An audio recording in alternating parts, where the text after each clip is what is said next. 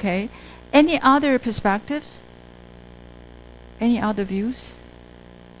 Yes, Ken? As I see the story, actually the stories reflect my life. My brother is older than me, probably 5 years old.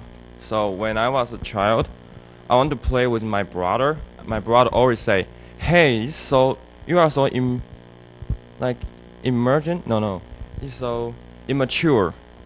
He want to play his own, like collect something, and every time I want to touch his stuff, he just say, "Get away! When you get older, I will lend it to you." But when I get older, he will say, "If you get more older, if you get even older, I can lend it to you." So it's never lend anything to me. Okay, I can relate to that. Yeah, I was the youngest, but my experience was like a bit different in the sense that I was the one to collect things, but like save money.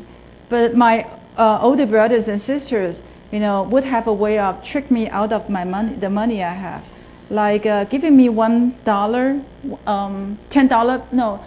$1 bill, $1 coin, and then giving me 5 cents and asking me to give them $10 or something like that. So the quantity of the money they gave me was larger than what I gave to them, but in terms of the worth, I gave them more.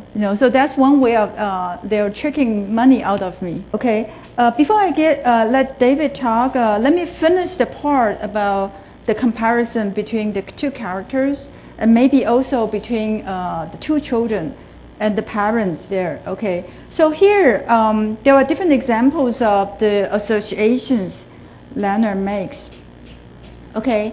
And then this is a question about the two brothers and the ending.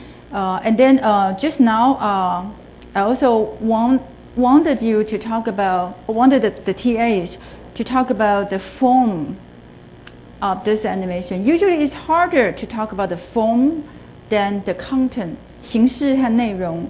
Usually the form and content, they should be put together when we analyze a text. Okay, but it's harder for us to try to make sense of the form. Okay, so we'll talk more about that. And about the structure, this is the way we divide up the structure into 3 parts.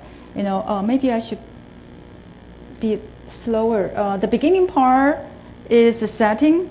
Okay, and then we have the development of the tension between the two brothers.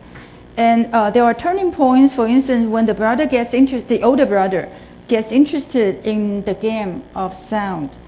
And there is an abrupt ending to the story when the rain stops and Leonard loses interest in collecting sounds. Okay, and the ending has the two brothers going out, lying on the lawn, and Seymour continues to imagine, to associate sounds with different things. But Leonard starts to use his eyes to look at the clouds. So this is the whole structure, how we divide up the story into the beginning, the middle, and end. For you to be sensitive to the structure, there is one advantage, and that is you can be more patient when you are at the beginning part of the story. Because the beginning part serves to introduce you into a world, a fictional world. And sometimes the world is different from ours. So sometimes you need patience to try to understand what this world is like. But if you really find the beginning part too difficult, you can read it faster in the first reading and get into the plot. See where the action starts.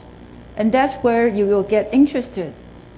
And then in the second reading, when you know what the story is about, you go back to the introduction to try to understand what the introduction does. How it builds up a world for us to enter.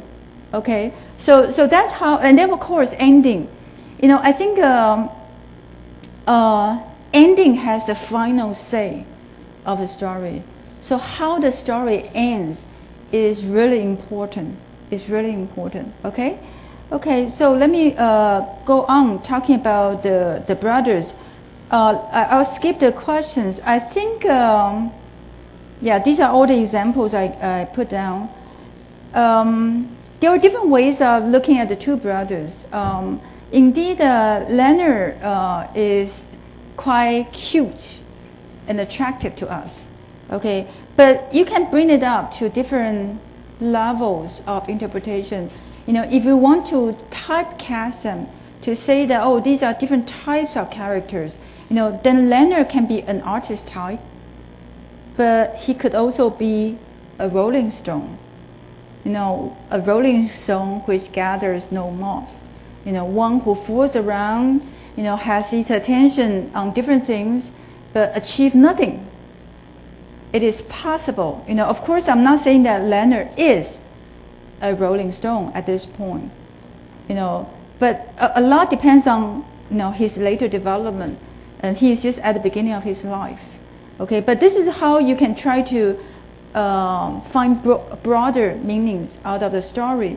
Okay, and then Samuel, more mature, knows about trading, and he is a collector in the literal sense of the word, right? He collects seashells. Okay, apparently he's a leader, but he's actually a follower. He gets interested in the story that Leonard initiates. So Leonard is more intuitive. You know, he knows where to have fun. Okay, and Samuel has to depend on Leonard to find a game that is interesting. Okay, but he's persistent. You know, so he might be less imaginative, but a more disciplined artist. You know, who strive continuously to improve the skills, the art of his production. So these are just two different types of characters. Okay, okay. Talking about yeah, let me skip the part. The minor characters, they basically serve as a foil to make us feel that how these children are really different from the adults. They care mostly about the daily matters, you know, routine, etc. Okay, and then the animation makes fun of the father a lot. Okay, because the father snores, and Leonard snores and blows his nose. He makes a lot of noises with his body, like gargles, snores, and blows his nose. And Leonard associates his nose blowing to the bike's horn. You know, when outside a boy rides a bike and blows his horn, and then Leonard associates that with his father. Okay, so that's something funny. Okay, so finally, before we take a break, I know it's 10 o'clock, you should be taking a break. Let's talk a bit about the form and content. Okay, for instance, you know, what do you make of the images here? Yeah, this is a question that you know, Daphne points out already. You know, what do you make of the bee? You know, why is the bee important? And then the human images. Okay, and they are not really the cute images that we have in cartoons. Okay, so what do you make of these images? Okay, David, do you want to say something here?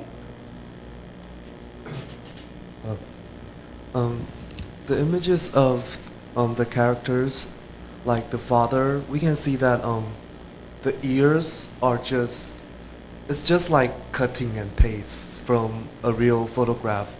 And I think why why the ears is real, it looks real, because it's the film is about a sound collector. Yes, and also the nose is like just cut down from a photograph. And talking about the form, I think it is very interesting that actually there are two layers. It's about the relation between the two brothers and how they interact. And the second layer is their storytelling. So the film is telling us how like they kind of make a story together, and because of their different personalities or what, so they have their own preferences to the ending. So I think this film gives a very good example of how some literature works are made, are done, that we collect things around us, and like in this film it is sounds, and maybe we can collect things from pictures and so on. Yeah, Okay. that's all. Okay. Yeah, I agree with David that indeed the focus here is on the five senses. The ears, the mouth, nose, and eyes. What is? Oh, not the tactile senses, not the hands. Yeah, but the four senses. The four senses: the eyes, the ears, mouth, and nose. Okay, and so here there is indeed a contrast between how the adults use their sensory organs: nose, mouth, ears, eyes. Like the father is blind to what is going on. He's pretty much just sleeping. And then Leonard uses his ears a lot first and then his eyes. Okay, so these are the differences between the adults and the kids. Okay. Yes, the other thing David says very well is about the different levels. I think both David and Daphne try to arrive at some broader meanings. When we look at a literary work, or when we look at our own life, we first get the literal meanings. What happens? That's the literal meanings. Okay, but then we want to find out more meanings. And that's where we try to maybe look at the symbolic meanings. Okay, like the importance of the bee can suggest one thing, and maybe that's the importance of nature. Sometimes the rain, the bee, they can both be some nuisance, like Leonard. But if we look at it from a different perspective, like Samuel at first is really bored because he's kind of kept at home. He cannot go out to play. Okay, but then there can be different ways for us to look at a negative aspect of life, such as rain or the bee, which can be bothering, which can be dangerous. But then, the bee and the rain can be turned into something else. Okay, so I think that's one way that we can explain why the bee is important. There are other ways. There should be other ways to do it. Okay, and the other thing is, yes, this is to interpret the story. To show, to put the form and content together. To say that children can use their five senses to respond to nature better than adults. Who have more daily matters to worry about. Okay. On the other hand, after this slide, we'll take a break. Okay.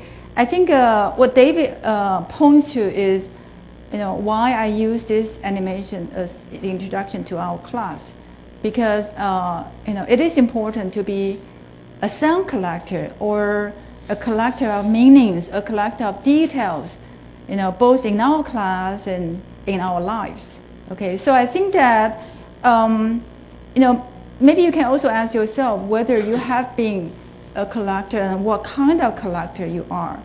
Do you collect tangible things like money, stamps, what else?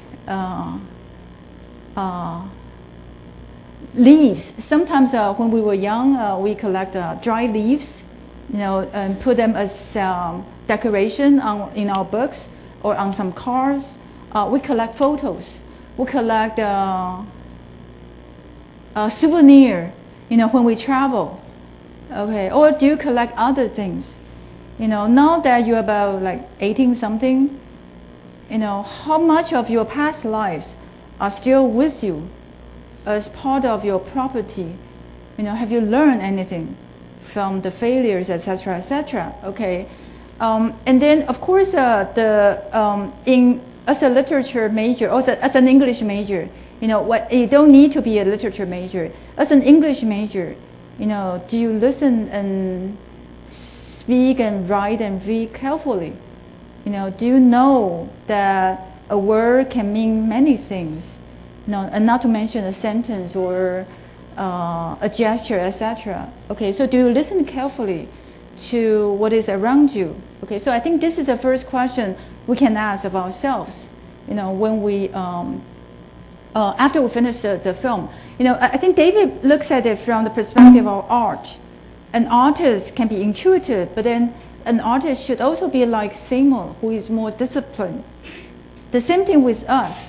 We shouldn't give up our imagination. We shouldn't give up we should keep some space in our mind, free for thinking. We shouldn't stuff our life or with daily matters, with duties, with homeworks and everything. Okay, talking about homework. But on the other hand, we should also be responsible for the daily matters, for whatever we have taken on. Okay, so how do we juggle between the freedom and responsibility? And that's another thing, that the text can, ask us to think about. Okay, yes, whether you want to be a collector or not. Okay, a collector of sound and sense in our class.